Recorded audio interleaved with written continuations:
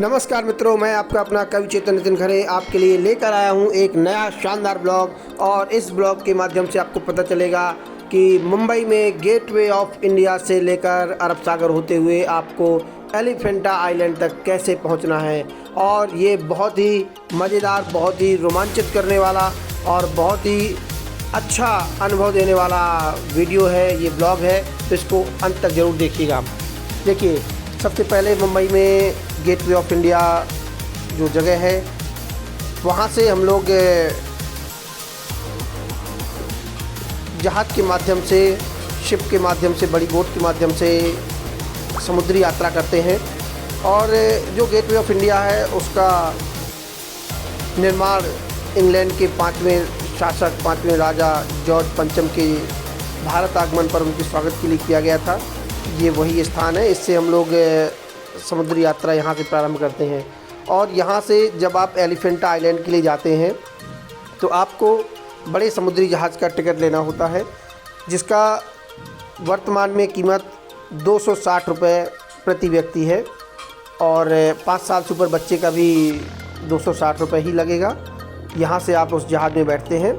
जहाज़ में बैठने के बाद आप आगे की यात्रा शुरू करते हैं। और देखिए, जब जहाज़ चलता है तो वो समुद्र का वो नज़ारा, विशाल अथाह सागर, उसका नज़ारा देखते ही बनता है। और तरह तरह के जो समुद्री पंछी होते हैं वो आते हैं।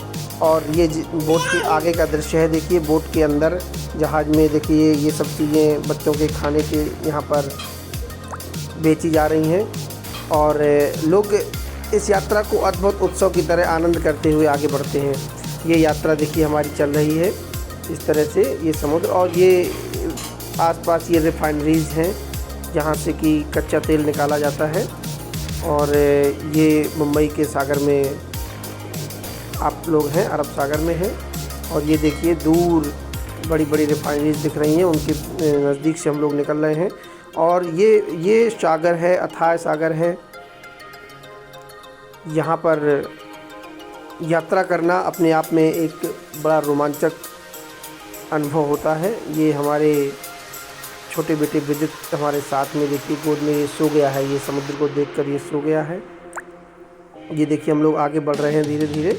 और अब हम लोग पहुंच गए हैं एलिफेंटा आइलैंड। यहाँ पर समुद्र का सफ़र ख़त्म होता है। इसके बाद यहाँ पर एक छोटी ट्रेन है, लगभग जो है 800 मीटर की जगह है, वहाँ पर एक छोटी ट्रेन चलती है। उसमें भी आप यात्रा कर सकते हैं और पैदल भी आगे बढ़ सकते हैं। लेकिन अगर आप इस छोटी ट्रेन में जाते हैं तो इसमें 18 रुपये प्रति व्यक्ति है। अप एंड डाउन टिकट, दोनों तरफ का टिकट 18 रुपये है। यहाँ से आप इसमें बैठ के बच्चों के साथ आनंद करते हुए आगे बढ़ेंगे। दोनों तरफ समुद्र है, बीच में ये जगह, यहाँ से ये छोटी सी ट्रेन चलती है। और ये ट्रेन आपको ले जाएगी एलिफेंटा आइलैंड तक। ये हम लोग पहुँच गए हैं एलिफेंटा आइलैंड और अब केव्स के लिए ऊपर बढ़ रहे हैं। यहाँ लगभग 162 सीढ़ियाँ चढ़ने के बाद हम ऊपर पहुँचते हैं। और उसके दोनों तरफ छोटी छोटी दुकानें हैं, जिसमें कि तरह तरह के स्टोन मिलते हैं, बहुत सारे बच्चों के खिलौने मिलते हैं, बहुत सारे रत्न मिलते हैं, नगीने मिलते हैं, शंख सीपी मिलती हैं, और कई सारी सजावट के दूसरे सामान भी यहाँ पर मिलते हैं। जो यहाँ की विशेषताएं हैं, हैंडक्राफ्ट का भी सामान मिलता है यहाँ पर। और ये एलिफेंटा गुफा का पहला स्थान, पहला बोर्ड, ये बेसिकली इसके बारे में कहा जाता है कि 18वीं शताब्दी में यहाँ पुर्तगालियों को एक विशालकाय हाथी नुमा संरचना मिली थी। पत्थर का हाथी मिला था, जिसकी वजह से इनका नाम एलिफेंटा पड़ा, इस जगह का नाम। और वहाँ पर ये जो 7 गुफाएं हैं, इन गुफाओं को एलिफेंटा केव्स कहा जाता है। यहाँ भगवान शंकर के 7 शिवलिंग हैं और भगवान विष्णु, ब्रह्मा की चट्टानों पर उकेरी हुई मूर्तियाँ हैं। ये देखिए, एक हम आगे की तरफ बढ़ रहे हैं तो ये देखिए, ये एक नक्काशी पत्थर पर उकेरी हुई और अंदर एक विशाल शिवलिंग भोलेनाथ। यहाँ पर जाके हमने जो है पूजा अर्चना भी की। लेकिन ज़्यादातर लोग यहाँ पर्यटन की दृष्टि से आते हैं। यहाँ पर मुझे कोई ऐसा व्यक्ति नहीं मिला कि किसी ने जो है फूल अर्पित किए हों, लेकिन हम लोगों ने यहाँ पूजा की और भगवान भोलेनाथ का आशीर्वाद ली, कृपा प्राप्त की उनकी। और ये एक शिवलिंग है, बहुत विशाल शिवलिंग है। इसके बाहर बड़ी बड़ी पत्थर पर मूर्तियाँ उकेरी गई हैं। ये आप लोग देख सकते हैं, पत्थरों पर जो नक्काशी है अद्भुत है, अद्भुत शिल्प है। और ये कुछ मूर्तियाँ यहाँ पर खंडित भी हैं। ये दूसरे शिवलिंग की तरफ मैं प्रस्थान कर रहा हूँ और यहाँ अंदर गुफा में एक और शिवलिंग है। तो इसी तरह यहाँ पर 7 शिवलिंग हैं और वहाँ पर आप जा सकते हैं। नीचे इसके बिल्कुल बराबर में एक और गुफा है जहाँ पर कि समुद्र का पानी आता है, नीचे तक समुद्र का पानी है। ये शिव मंदिर है, पश्चिमी भाग है इसका शिव मंदिर का। ये नीचे मैं दिखा रहा था, जो ये इसको कवर कर दिया गया है जगह को। नीचे यहाँ समुद्र का पानी आ गया है, आता है। और ऊपर ये देखिए ये पानी है और ऊपर यहाँ पर चित्रकारी की गई है। गुफा में जो पत्थर हैं उन पे मूर्तियों को उकेरा गया है। इसके बाद हम और आगे बढ़ते हैं। ये गुफा का अंदर का स्थान है, तो ये बिल्कुल अंधेरा है। यहाँ पर आपको स्याह अंधेरा दिखाई दे रहा है। और इसके बाद धीरे धीरे मैं इसके बाहर ले चलता हूँ आपको इस गुफा से, और दूसरी गुफा की तरफ हम लोग प्रस्थान करते हैं। देखिए ये एक और शिवलिंग है, विशाल प्राचीन शिवलिंग है। यहाँ पर भी आप पहुँचे हम, पूजा अर्चना की। और ये देखिए हमारे बड़े बेटे काव्यांश किस तरह यहाँ पर चहलकदमी कर रहे हैं और इन पथरीली गुफाओं के बीच में खेल रहे हैं इस तरह से। और मैं शिव मंदिर से बाहर आ गया। यहाँ देखिए ये इन मूर्तियों को उकेरा गया है। बहुत अद्भुत अद्भुत कलाकृतियाँ हैं यहाँ पर। एक और अंदर गुफा में हम पहुँच गए। और ये देखिए गुफाओं के बीच में जो जगह है, ऊपर आपको नीला आसमान दिख रहा है और नीचे ये पहाड़ में पत्थरों में ये गुफाओं में ये नक्काशियाँ, ये चित्रकारी, ये मूर्तियाँ, अद्भुत जगह है। पर्यटक आकर इन पत्थरों में बैठकर यहाँ पर आराम भी करते हैं। इस तरह यहाँ पर बहुत बहुत आनंद आता है। ये देखिए मूर्ति बहुत अच्छी है, लेकिन खंडित हो चुकी हैं मूर्तियाँ। ये मूर्ति खंडित हुई हैं, लेकिन यहाँ पर जब हम लोग पहुँचे तो 40-42 डिग्री टेम्परेचर में भी यहाँ पर गर्मी नहीं लग रही थी। बड़ा ठंडा माहौल था, बहुत खुशनुमा माहौल था। और ये देखिए ऊपर आपको नील गगन, पूरा नीला आसमान दिखाई दे रहा है। और ये पूरा पहाड़ है, पहाड़ के ऊपर पेड़ पौधे भी हैं और उसके अंदर गुफाओं में पत्थरों में मूर्तियाँ, और मूर्तियों को देखने पहुँचते सैलानी लोग। ये सामने जो गुफा दिख रही है, इसमें ब्रह्मा, विष्णु और महेश, तीनों देवों की मूर्तियाँ हैं। तीनों देवों की मूर्तियाँ आगे मिलेंगी आपको। ये एक और यहाँ पर विशाल शिवलिंग है और शिवलिंग के बाहर जो है पत्थरों पे नक्काशियाँ, अद्भुत कलाकृतियाँ ये देखने को मिल रही हैं आपको। शिव मंदिर तो एलिफेंटा आइलैंड वास्तव में बहुत अच्छी जगह है। और जब भी आप मुंबई जाएं तो एलिफेंटा आइलैंड जाने का आप अपना प्लान बना सकते हैं। यहाँ पर एक तो जो समुद्री अनुभव है वो बड़ा रोमांचित करने वाला होता है। वो यात्रा आपको अद्भुत ही अनुभव कराएगी।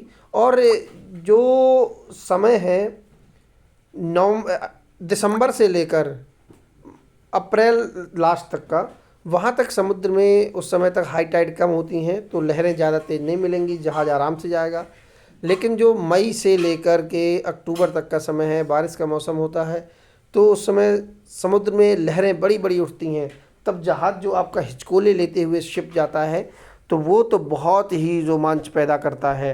रोमांच और डर भी, खौफ भी पैदा करता है, क्योंकि आप ऐसे जगह पर हैं, कोई छोटा तालाब नहीं है, नदी नहीं है जिससे आप आराम से आ जाएंगे। वो विशाल सागर है, अथाह सागर है, उसका रोमांच अलग ही होता है। और ये देखिए एक और शिवलिंग भगवान भोलेनाथ का स्थान, और यहाँ पर भी हमने दर्शन किए। इसके बाद आगे बढ़े। ये पत्थरों को घेर के बनाई गई सभी मूर्तियाँ अद्भुत हैं। और ये हम लोग बाहर आ गए यहाँ से। अब बाहर देखिए, ये जो बाहर का मार्केट है,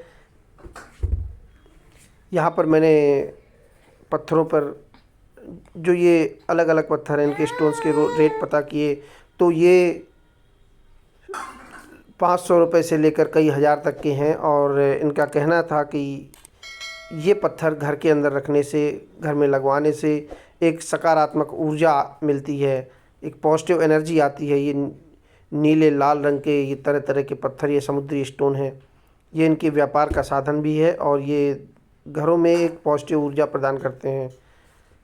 तो ये देखिए हम लोग ने घरों में यूज करते हैं इनका, अक्सर बहुत देखे होंगे कई घरों में, जहाँ पर हम लोग फाउंटेन्स वगैरह में इनका यूज करते हैं। फाउंटेन्स के नीचे रख देते हैं या एक्वेरियम में लगाते हैं या कहीं और स्थापित करते हैं। ये एक और हैंडक्राफ्ट मटेरियल सामान की दुकान है, देखिए ये बहुत अच्छी। ये देखिए लाफिंग बुद्धा, एलिफेंट, और ये नग हैं, सभी राशियों के नग यहाँ पर बहुत ही कम कीमत पर उपलब्ध है। 100 रुपये, 200, 300, 500, 2000 तक में बहुत अच्छे अच्छे नग हैं। देखिए ये नग आप राशि के अनुसार पहने जाते हैं, ये भी यहाँ पर मिलते हैं, बहुत कम दाम पर मिलते हैं। ये वीडियो के माध्यम से आपको पूरी जानकारी लेकर आया हूँ। ये एक पत्थर है, बहुत पॉजिटिव एनर्जी देता है। ये जिनको जानकारी होती है, इन पत्थर बेचने वालों का कहना था कि जिनको जानकारी हो वो ले जाते हैं और लगाते हैं और उसका लाभ उठाते हैं। हम लोग और फिर नीचे आए तो यहाँ पर ये शंख की दुकान मिली, शंख, सीपी, मोती यहाँ पर मिले। कई तरह के शंख, छोटे बड़े अलग अलग प्रकार के, ये सब समुद्र में बनते हैं, समुद्र से निकलते हैं। अब वापस हम लोग समुद्री यात्रा पे आ गए हैं, एलिफेंटा से वापस गेटवे ऑफ इंडिया की तरफ चल रहे हैं। और देखिए ये समुद्री पंछी वापस हमारे जहाज़ के पीछे पीछे मंडरा रहे हैं और इनको खाने पीने की जो भी चीज़ें यहाँ बस मिलती हैं, चाहे वे कुरकुरे हों, चिप्स हों या कुछ और, वो इनको खिलाए जाते हैं और ये बड़े चाव से हाथ से लेकर खाते हैं इनको। और ये दृश्य बड़ा अद्भुत होता है, बड़ा प्यारा लगता है। ये देखिए पंछी बिल्कुल आपके बराबर से उड़ रहे हैं, आपके हाथ में भी आकर बैठ जाते हैं, इनसे आप बातें कर सकते हैं और इनको आप खिला सकते हैं। जब एक हाथ में आप दाना लेते हैं, एक हाथ में आप कुछ भी खाने का सामान लेते हैं तो ये पंछी आके उसमें बैठ जाते हैं, दूसरे हाथ से आप इसको पकड़ भी सकते हैं। तो बहुत ही अद्भुत दृश्य होता है, ये बहुत आनंद आता है इसमें। आप लोग भी जब कभी भी जाएं तो मुंबई में गेटवे ऑफ इंडिया से एलिफेंट आइलैंड के लिए ज़रूर जाइएगा और ये अद्भुत अनुभव ज़रूर साझा करिएगा। ये पूरा जहाज़ है, यहाँ पे इसमें 100 से ज़्यादा लोग इसमें सवार रहते हैं और ये बड़े आराम से आपको गंतव्य तक ले जाता है। लगभग 1 घंटे 20 मिनट का ये सफ़र है और ये हमारा पूरा हुआ। बहुत बहुत धन्यवाद।